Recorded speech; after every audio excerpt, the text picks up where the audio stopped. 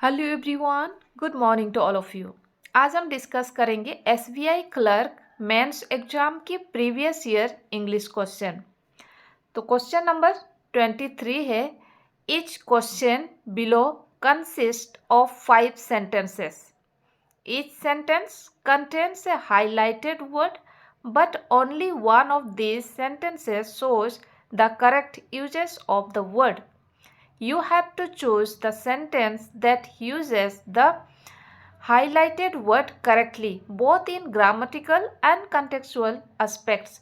मतलब यहाँ पे 5 sentences है, highlighted word है किस sentence में word सही यूज किया गया है।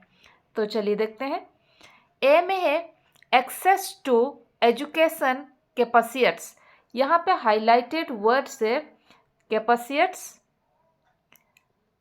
truculent, considered, evocative, trifling। First में है access to education capacitates individuals and communities to realise their full potential and contribute to society. क्या ये वर्ड इसमें सही यूज किया गया है? तो हाँ, access to education capacitates, capacitates का मतलब होता है to prepare the capacity to do something. Positive sense बन रहा है। Access to education capacitates individuals and communities to realise their full potential and contribute to society. तो इसमें कैपेसियट्स का सही यूज किया गया है। बी में देखते हैं, promoting cultural understanding and tolerance is crucial in creating a more truculent global community. यहाँ पे ट्रूकुलेंट जो है ये पार्ट ऑफ स्पीच इसका एडजेक्टिव है और कैपेसियट्स इसका पार्ट ऑफ स्पीच वर्ब थे। ट्रूकुलेंट का मतलब होता है एग्रेसिव।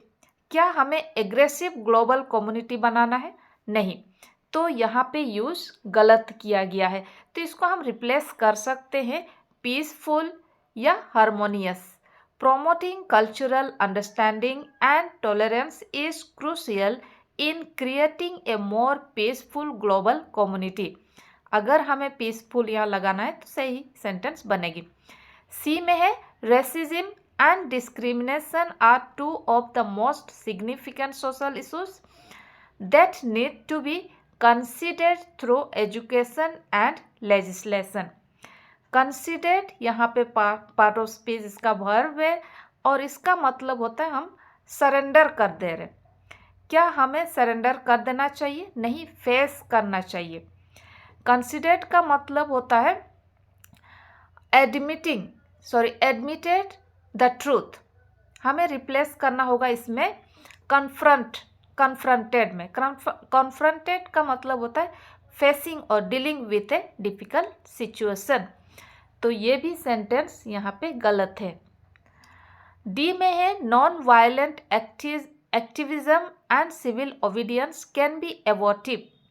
एवोटिव का मतलब होता है कोई डिजायर रिजल्ट नहीं मिल पाना, something that has failed to produce the desire result.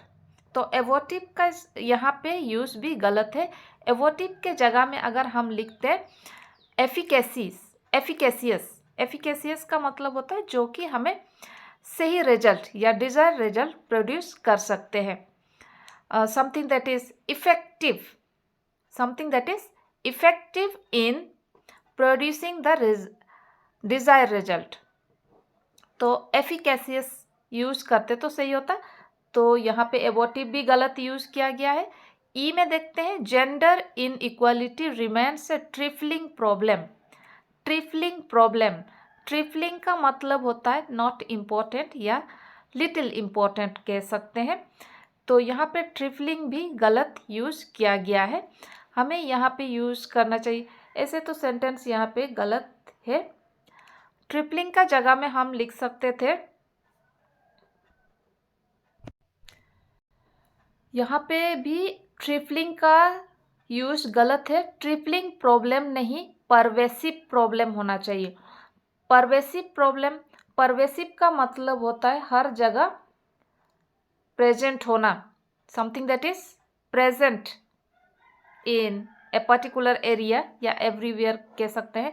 Pervasive लिखते हैं तो ये भी सही होता। तो हमारे सही सेंटेंस बनेगा ऑप्शन नंबर ए।